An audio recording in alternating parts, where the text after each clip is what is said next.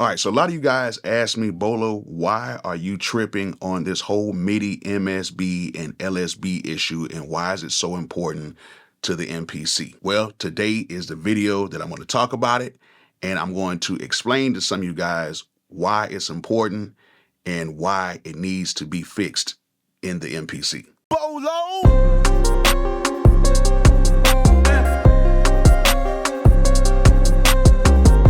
All right, since the new MPC 3.0 has came out, we've had the public beta be released, and everything is going pretty smoothly. They are fixing a lot of stuff in it, but there is one issue that is very concerning to me, and it's very concerning to a lot of people who play live gigs. Now, that issue is the MSB and LSB Midi issue. I have talked about this before. Some of you guys are kind of in the dark in it. You don't really know what's really going on, and I'm going to try to explain that to you guys today. What is MSB and LSB? Basically, in outboard gear, every single sound has a number value attached to it. Whether it's a piano, a bass, a lead, a brass, or whatever, it has a number value assigned to it. And the way you can access this is through the MSB and LSB banks. Right now, let's just say, for instance, on the Yamaha Montage, there could be a grand piano and it might be an MSB number value starting at 63. The bank might be 0 or 1 or 2 or 3 or 4. It could be any bank. And then the actual program number could be 1. It would be like 63 for the MSB, 1 for the LSB, and 0 or 1 for that particular sound. I could be saying it backwards, but every single sound has a number value attached to it. Now, why is this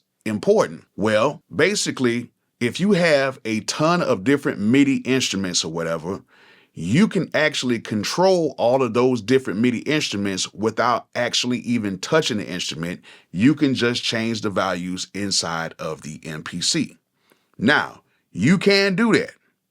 It does work. You can change the number values inside of the MPC. The only problem about the new 3.0 update is that when you actually use the MSB and LSB, as soon as you press play on your MPC, it like skips and then it plays the next note. That's the only issue that is with it. Now, it's only for the first note. So when you play that first note, it will skip that, like that first little sound. It'll be like a bloop.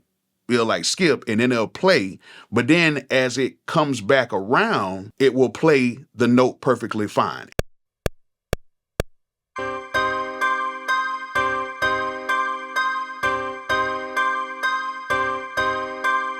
It's just, as soon as you press play, it's that first little note. It's just something going on with the actual program change value.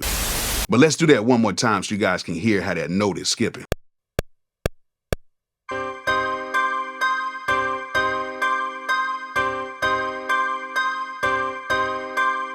And I figured that out by going into the MPC and turning off the program change little value in there, and it works.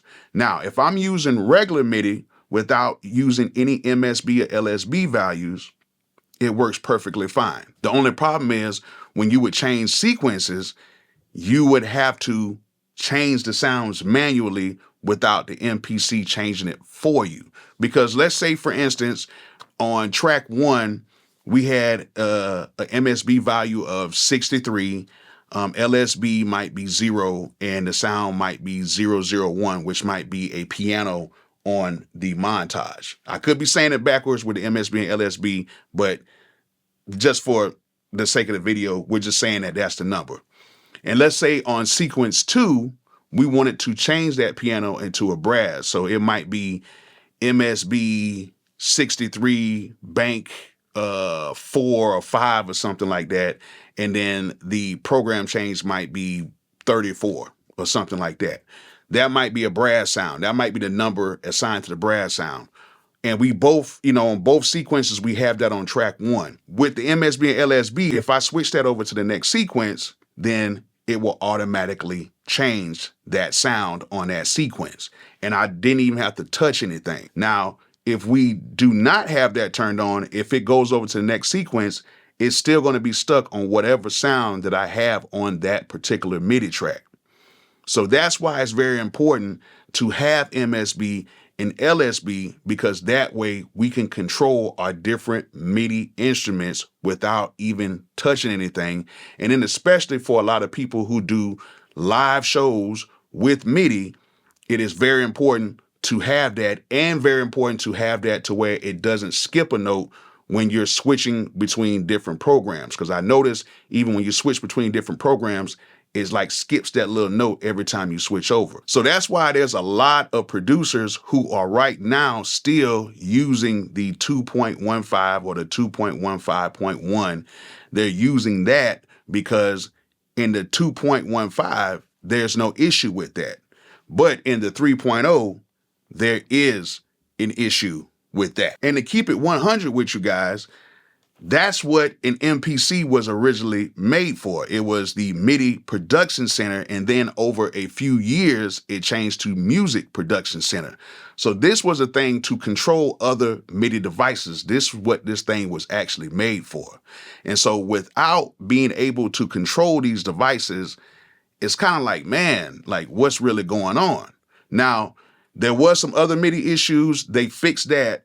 But when you try to use the MSB and LSB with multi-timbral instruments, instruments that have like 4, 8, and 16 different MIDI channels, it has an issue with that.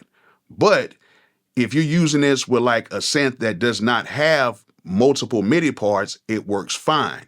It only does this on instruments that have multiple MIDI channels, which most of these keyboards have 16 MIDI channels. That way you can have 16 different sounds on 16 different tracks.